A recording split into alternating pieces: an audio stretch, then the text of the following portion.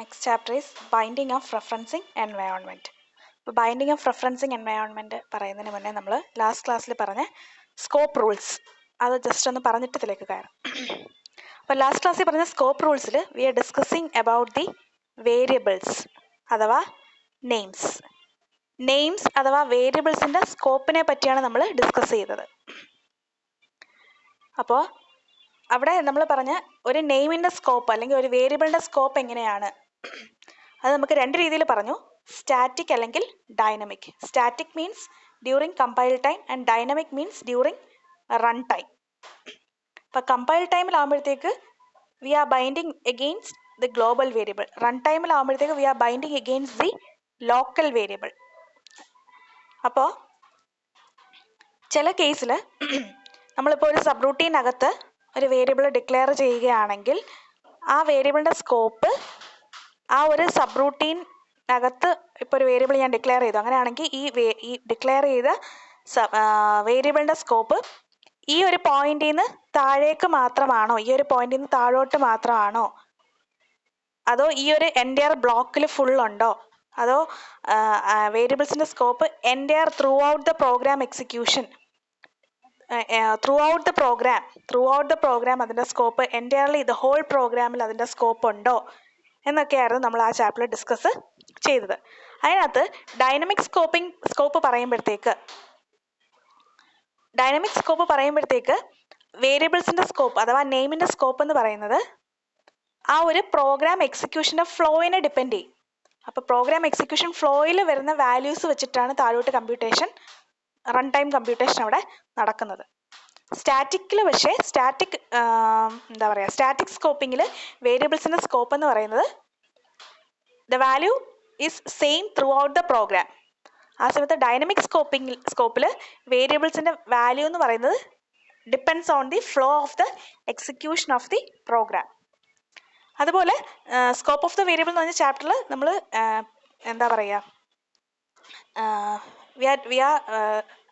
നമ്മൾ പറയുന്നത് വേരിയബിളിൻ്റെ സ്കോപ്പ് ബേസ്ഡ് ഓൺ ദി ഡിക്ലറേഷനെ വെച്ചിട്ടാണ്. നമ്മൾ എവിടെ ഡിക്ലെയർ ചെയ്യുന്നു, ആ വേരിയബിൾ നമ്മൾ എവിടെയാണ് ഡിക്ലെയർ ചെയ്തത് അത് വെച്ചിട്ടാണ് നമ്മൾ ആ വേരിയബിളിൻ്റെ സ്കോപ്പ് പറഞ്ഞത്.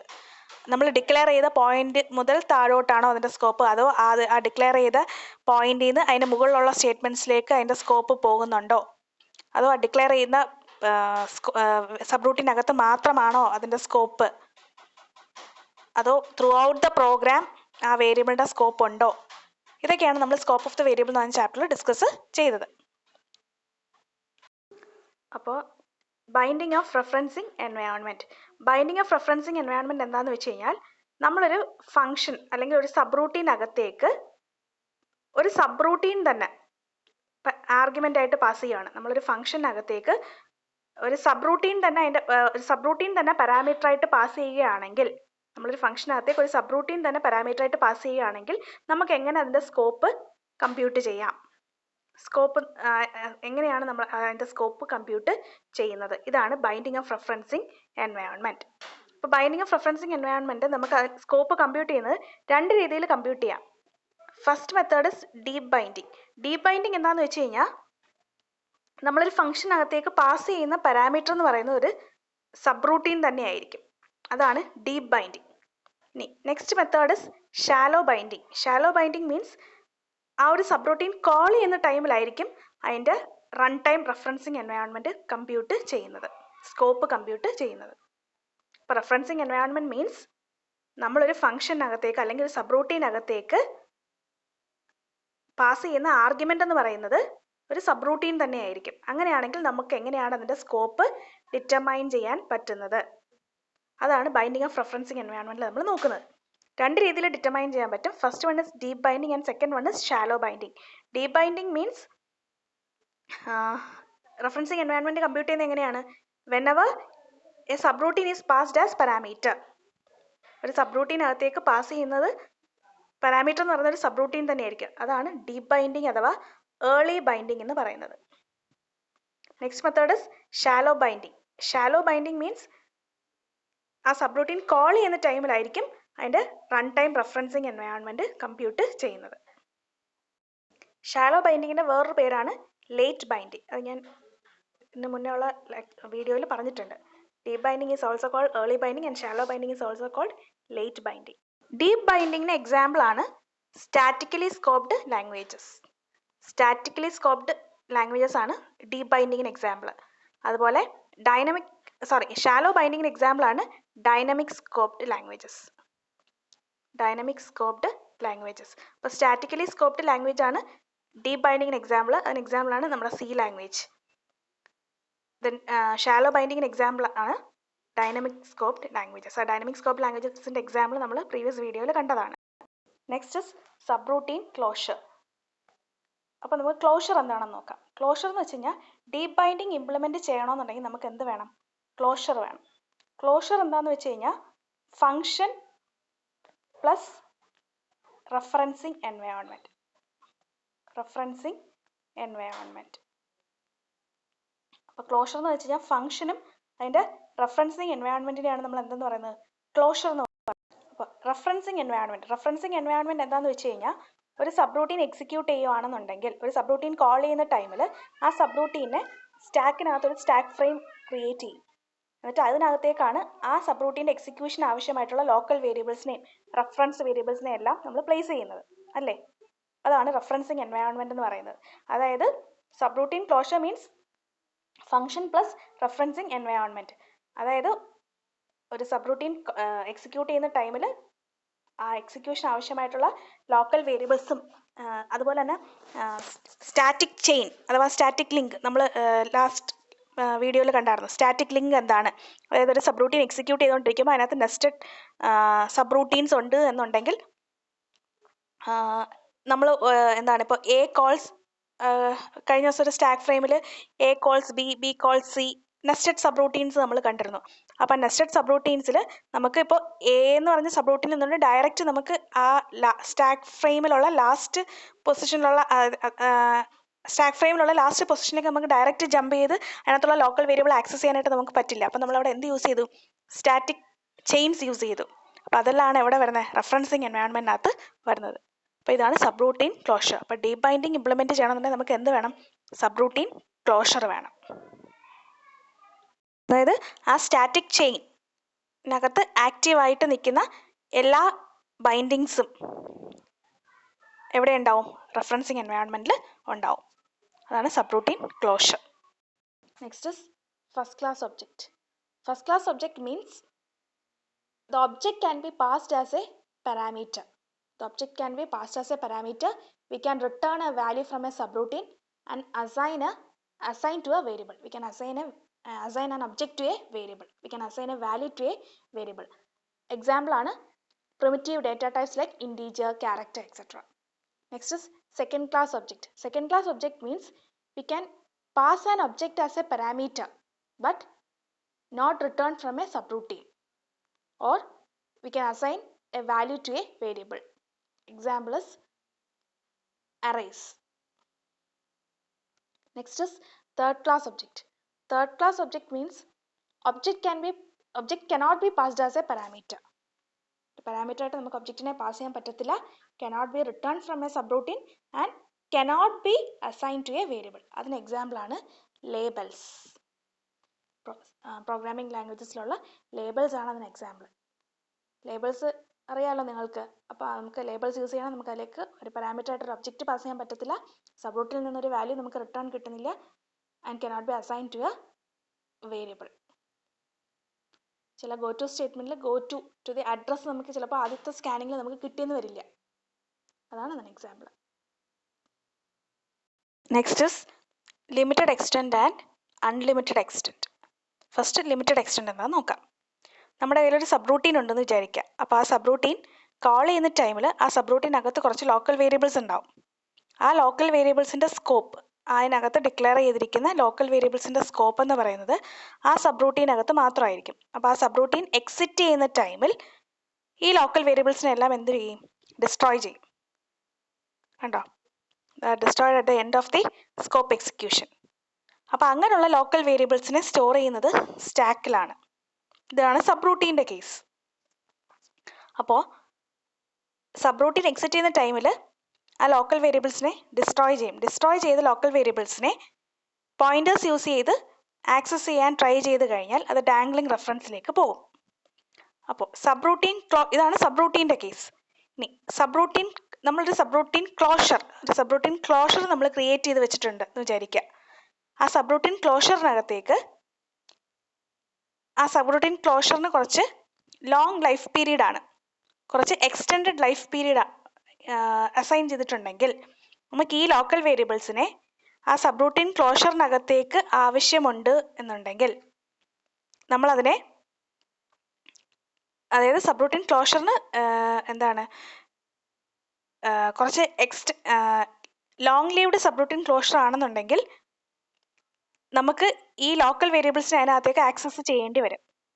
അപ്പം ഈ സബ്റൂട്ടീൻ്റെ എക്സിറ്റ് ചെയ്യുന്ന ടൈമിൽ അതിനെ ഡിസ്ട്രോയ് ചെയ്ത് കഴിഞ്ഞാൽ ഈ സബ്റൂട്ടീൻ ക്ലോഷർ ഈ ലോക്കൽ വേരിയബിളിനെ ആക്സസ് ചെയ്യാൻ ട്രൈ ചെയ്യുമ്പോൾ അത് ഡാംഗ്ലിംഗ് റെഫറൻസ് ആയിട്ട് മാറും.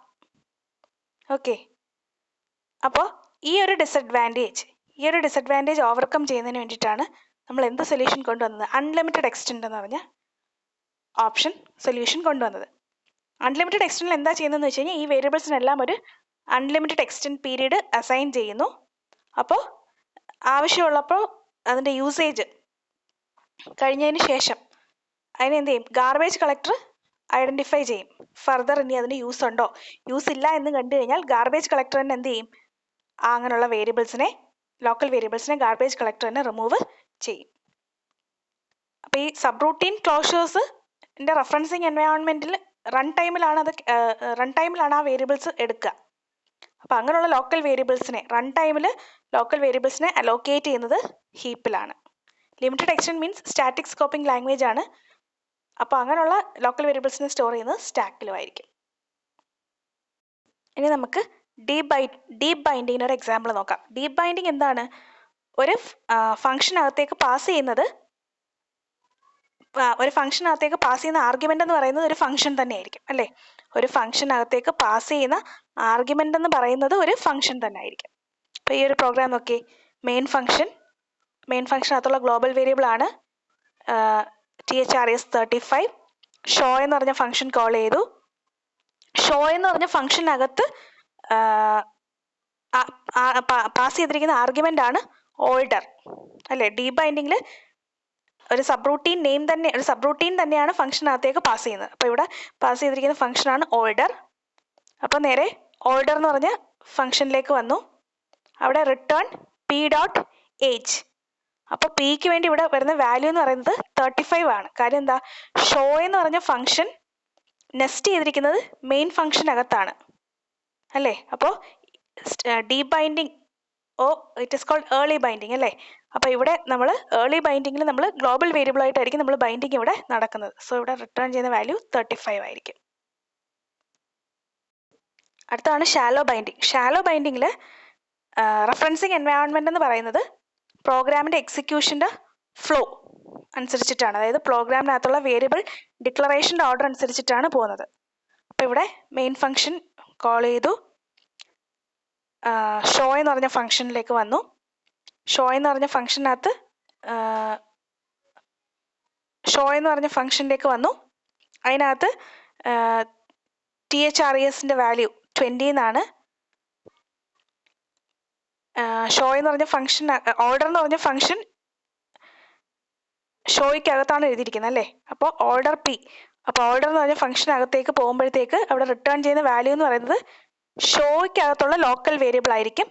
ഷോ എന്ന് പറഞ്ഞ ഫംഗ്ഷനകത്തുള്ള അതായത് ആ എക്സിക്യൂഷൻ ഓർഡറിൽ പിന്നെ THRESന് വരുന്ന വാല്യൂ 20 ആണ്. അപ്പോൾ 20 എന്ന് പറഞ്ഞ വാല്യൂ ആയിരിക്കും ഷാലോ ബൈൻഡിങ്ങിൽ റിട്ടേൺ ആവുന്നത്. Next is object closure. Object closure is called functuator or function closure. Object closure എന്താ വെച്ചാൽ, നമ്മൾ ചില പ്രോഗ്രാമിംഗ് ലാംഗ്വേജസ് ആയ ജാവ, സിയിലൊന്നും നെസ്റ്റഡ് സബ്റൂട്ടീൻ സപ്പോർട്ട് ചെയ്യുന്നില്ല. അപ്പം നെസ്റ്റഡ് സബ്റൂട്ടീൻ സപ്പോർട്ട് ചെയ്യാത്ത ലാംഗ്വേജസ് ആണ് സി, ജാവ. അപ്പം നെസ്റ്റഡ് സബ്റൂട്ടീനാണ് നമ്മൾ എന്ത് യൂസ് ചെയ്യുന്നത്? സബ്റൂട്ടീൻ ക്ലോഷേഴ്സ് ഒക്കെ യൂസ് ചെയ്യുന്നത് അല്ലേ? അപ്പോൾ നെസ്റ്റഡ് സബ്റൂട്ടീൻ സപ്പോർട്ട് ചെയ്യാത്ത ലാംഗ്വേജസിൽ നമ്മൾ സബ്റൂട്ടീൻ ക്ലോഷറിന് പകരം യൂസ് ചെയ്യുന്ന ഒരെണ്ണമാണ് ഒബ്ജക്റ്റ് ക്ലോഷർ. സബ്റൂട്ടീൻ ക്ലോഷർ ചെയ്യുന്ന അതേ കാര്യങ്ങൾ തന്നെയാണ് ഇവിടെ ആരും ചെയ്യുന്നത്, ഒബ്ജക്റ്റ് ക്ലോഷറും ചെയ്യുന്നത്. Let's see an example in Java. interface int func, then int call എന്ന് പറഞ്ഞൊരു ഫംഗ്ഷൻ ഉണ്ട്, അതിനകത്ത് പാസ് ചെയ്തിരിക്കുന്ന ആർഗ്യുമെൻ്റ് ആണ് ഐ. ദെൻ ഈ ഇൻറ്റ് ഫംഗ് എന്ന് എഴുതിയിരിക്കുന്ന ഇൻ്റർഫേസ് ഇംപ്ലിമെൻറ്റ് ചെയ്യാൻ വേണ്ടിയിട്ട് ഒരു ക്ലാസ് ഉണ്ട്, അതാണ് പ്ലസ് എക്സ്. അതിനകത്തുള്ള ലോക്കൽ വേരിയബിളാണ് ഇൻഡെക്സ്. ദെൻ പ്ലസ് എക്സ് എന്ന് പറയുന്ന ഇവിടെ ക്ലാസിൻ്റെ പേരായിരുന്നു പ്ലസ് എക്സ്. അതേ പേരിൽ വീണ്ടും ഒരു ഫംഗ്ഷൻ ഉണ്ട് plus X. It is A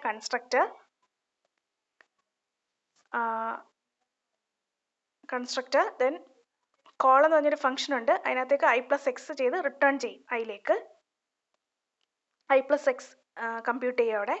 then int function F. Here F is a object. ഈ എഫ് എന്ന് പറഞ്ഞ ഒബ്ജക്റ്റിലേക്ക് equal to new plus X of 2. അപ്പോൾ ഈ 2 എന്ന് പറഞ്ഞ വാല്യൂ എന്നിലേക്ക് പാസ് ചെയ്യും. അപ്പോൾ ആ 2 എന്ന് പറഞ്ഞ വാല്യൂ എങ്ങോട്ടേക്ക് അസൈൻ ചെയ്യും? എക്സിലേക്ക് അസൈൻ ചെയ്യും 2. അപ്പോൾ എക്സിലേക്ക് 2 എന്ന് പറഞ്ഞ വാല്യൂ അസൈൻ ചെയ്യും. ഇവിടെ എക്സിൻ്റെ വാല്യൂ അപ്പോൾ 2 ആവും. പ്ലസ് എഫ് ഡോട്ട് കോളിലുള്ള വാല്യൂ ആണ് 3.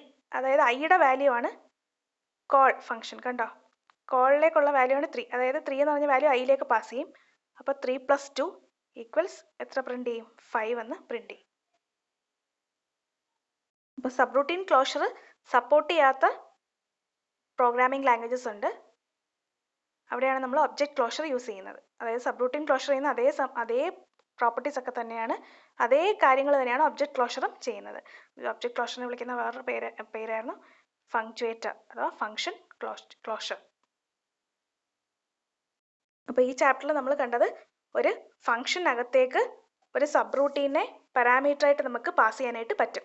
അങ്ങനെ പാസ് ചെയ്യുമ്പോൾ റൺ ടൈം റെഫറൻസിങ് എൻവയോൺമെൻറ്റിലുള്ള സ്കോപ്പാണ് നമ്മൾ ഈ ചാപ്റ്ററിൽ ഡിസ്കസ് ചെയ്തത്. ലാസ്റ്റ് വീഡിയോയിൽ നമ്മൾ ഡിസ്കസ് ചെയ്തത് സ്കോപ്പ് ഓഫ് എ വേരിയബിൾ ആയിരുന്നു. ഇവിടെ സ്കോപ്പ് ഓഫ് എ ഫംഗ്ഷൻ ആണ് ഡിസ്കസ് ചെയ്തത്.